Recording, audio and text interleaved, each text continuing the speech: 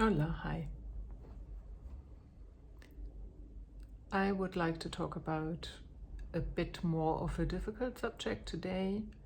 That is when we feel abandoned.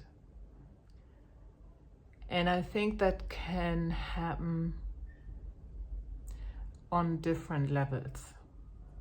So not just on the personal one, but on a societal one as well, where whole groups of people are just being dismissed and literally abandoned on some level. And obviously I could name 1,000 of examples, but I'm gonna stick with one I have myself experience with, which is, for example, when you have a chronic illness and you're basically feeling completely abandoned and dismissed by the medical system.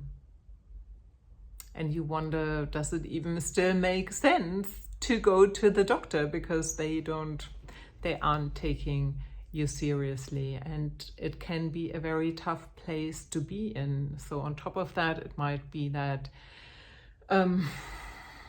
we feel abandoned by friends or whatever it is. And I think that maybe not for all of us, but for some of us, this feeling, by literally being abandoned on some level and feeling this abandonment, can obviously trigger some deeper wounds, that have been there previously. And so it's a very tough place to be in, and it's a tough feeling to deal with. And I think that what's so important about this is to learn to not, because that is something we have maybe very, very little influence on, We probably won't change the whole medical system. Although if you have a strong inner activist, maybe it's something you feel passionate about, maybe it's the way to go. But I think what's so important really is to learn to, because that's the thing we do have control over, to learn to not abandon ourselves. Because, that could look like abandoning ourselves could look like not asking for help when we really need some help, or being caught up in the fawning response, which is very, very, very hard to undo, which means Dr. Ingrid Clayton has great information on that, by the way, but basically being trained in a way to protect ourselves in always accommodating other people's needs and put them first, and so that we feel safe. It's a really tough one. So I think the one thing we have control over, even though it is, I think, also a long journey, is to learn to not abandon ourselves.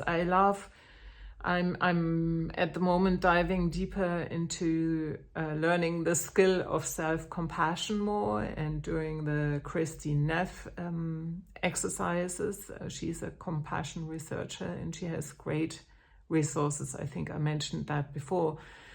But in one of her self-compassion practices, at the end, it said,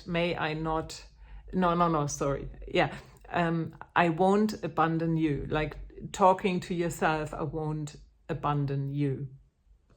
And I found that a very powerful sentence, and it's a powerful inquiry in a way to really dive into what does it mean to not abandon myself.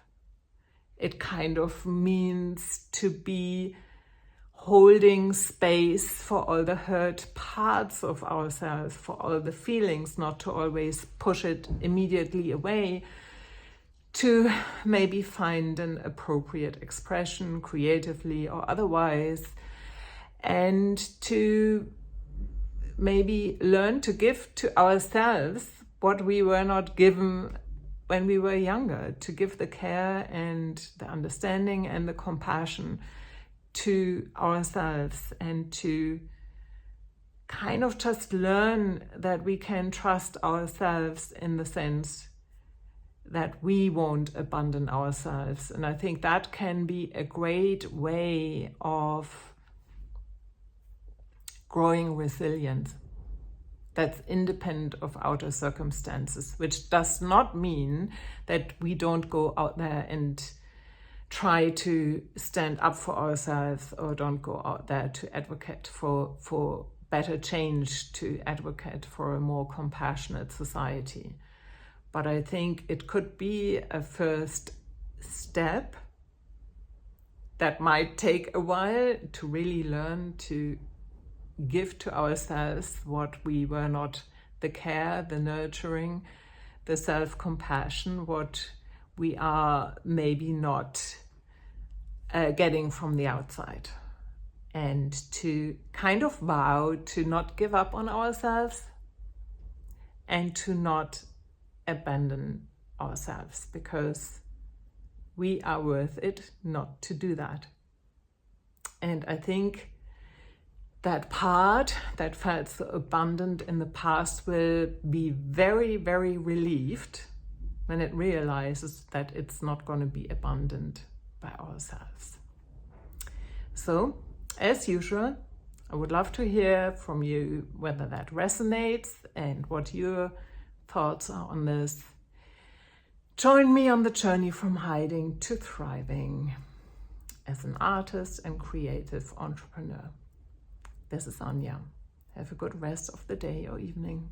Bye-bye.